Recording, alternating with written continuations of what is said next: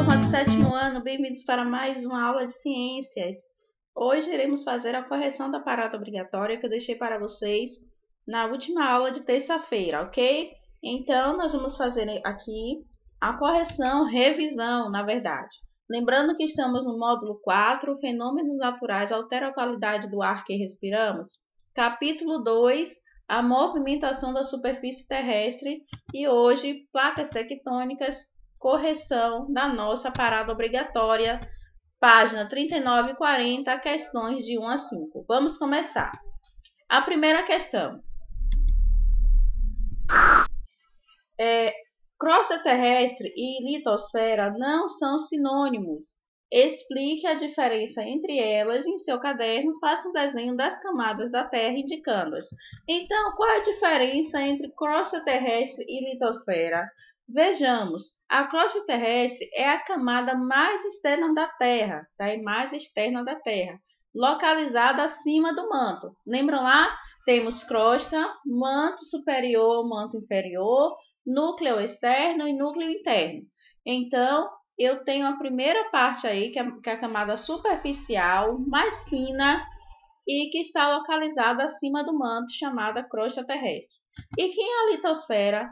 A litosfera ela vai ser formada pela crosta terrestre e pela parte superior do manto, ou seja, o manto superior, juntamente com a crosta terrestre, vai formar a litosfera. Tranquilo? Questão 2. As placas tectônicas variam em relação a diversos aspectos. Observe o mapa da página 35, que mostra as placas tectônicas, e cite um exemplo de uma placa que apresente as características descritas a seguir. Temos aqui, então, o mapa mundi formando aí as principais placas tectônicas, visto aí na última aula de vocês, na introdução do capítulo 2. Então, ele pede para citarmos aqui exemplos de parte dessas placas que vão estar relacionados a esses aspectos. Então, na letra A, pede uma placa de grande extensão. Quem eu posso citar aqui uma placa de grande extensão? Analisando esse mapa, vamos aqui observar. Quem vocês encontrou aí? Vocês encontraram o quê? Aqui, né? A placa euroasiática. É a maior placa, né, uma grande extensão que nós podemos identificar aqui diante das outras, tá? Letra A, placa euroasiática. Letra B, placa de tamanho reduzido, a menor placa que vocês podem ver aqui. Placa de Cocos, aqui, ó, pequenininha, tá? C, placa que abriga um continente inteiro, ou seja, a placa que é capaz de colocar dentro dela um continente inteiro. A placa sul-americana, continente sul-americano, né, onde está aqui o Brasil, é a placa que comporta um continente inteiro, placa sul-americana, tá? E placa que não abriga a área continental, ou seja, uma placa que não tem nenhum continente dentro. A placa de Nazca, tá? Então, aqui nós temos o continente americano, o continente europeu, o continente africano, e aqui nós temos o continente sul-americano. E na placa de Nazca não tem nenhum continente. Tranquilo? Placa de Nazca. Vamos para a questão número 3. As placas tectônicas estão em constante movimento, mesmo que não possamos percebê-lo cotidianamente. Não conseguimos sentir os impactos desses movimentos, senão seriam tremores extremos a todo tempo. Mas conseguimos identificar algumas diferenças nas paisagens em relação a mapas anteriores, né, de milhões de anos atrás aí. Explique por que visitar uma região de limite entre duas placas tectônicas é uma forma de verificar essa ação. Primeiro, vamos lembrar o que é limite. Lembram o que é limite? É aquilo que tua mãe lhe dá, um limite. Isso, exatamente. Mas aqui, nas placas tectônicas, o limite vai ser a região de contato entre as bordas de duas ou mais placas tectônicas. Eu posso dizer, é a linha que separa, a linha imaginária que separa uma placa de outra. Nesses limites, eu vou encontrar o quê? diferentes características que vão me possibilitar identificar que houve interações entre essas placas. Tudo bem? Então, na imagem aqui está dizendo intensa atividade vulcânica, onde o magma retido nas camadas inferiores da Terra é expulso por meio de vulcões para a superfície. Já falei isso aqui com vocês na aula anterior e numa imagem até em movimento, tá? Então, placa A, placa B, colisão, expulsa o magma e forma aí, então, outras paisagens. Mas aqui voltando à questão, por que visitar uma região de limite entre duas placas tectônicas é uma forma de verificar essa ação? Vejam bem, na região de limite entre duas placas tectônicas, ocorre a interação entre elas, que podem, por exemplo, se afastar, colidir ou deslizar. Então, ao visitar a região de um limite entre duas placas, o que acontece? Vemos aí como consequência, né, a observação de montanhas, falhas, terremotos, entre outros.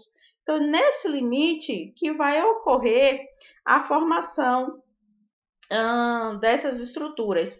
Vejamos aqui, eu tenho a placa A, placa B. Houve uma colisão. Onde será o meu limite aqui? Nessa área, onde formou as cordilheiras, onde o vulcão extravasou, é o meu limite, ou seja, a borda de uma placa ou duas placas que se encontram, tá bom? Questão número 4. Faça um esquema representando os 3 tipos de interação que ocorrem entre as placas tectônicas. Temos aí a convergente, a transformante e a divergente. Então, convergente é de colisão, então eles se unem. Transformante se deslizam horizontalmente, então é deslizamento horizontal. E divergente é que se separa, se afasta para lados opostos, tá? Em direções opostas. Então, afastamento. Tranquilo? Esse é mais ou menos o esquema que vocês vão desenhar aí. Questão número 5. Leia o trecho a seguir sobre a informação do Pantanal Mato Grossense.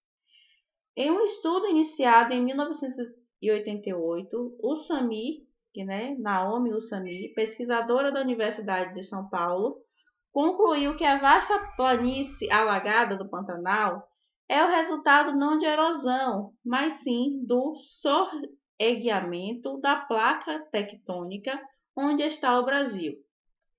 Essa placa está se curvando em direção ao centro da Terra e mergulhando no magma quente, processo conhecido por subducção, exatamente sob a região dos Andes. O peso da cordilheira exerce uma enorme pressão sobre a borda da placa e causa uma deformação muito parecida com o que aconteceria se dobrássemos com a mão um pedaço de borracha. Enquanto a extremidade aponta para baixo, forma-se uma pequena elevação na parte imediatamente anterior. É justamente nessa elevação da placa, chamada de ombreira, que está localizado o Pantanal.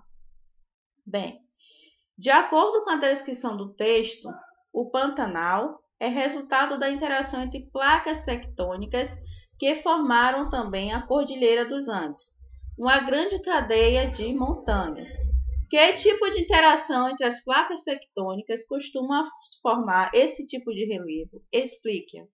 Então, geralmente, a colisão entre as placas vai formar esse tipo de estrutura, tá? Então, nesse tipo de interação, uma placa desliza sobre a outra, formando altas montanhas e planícies,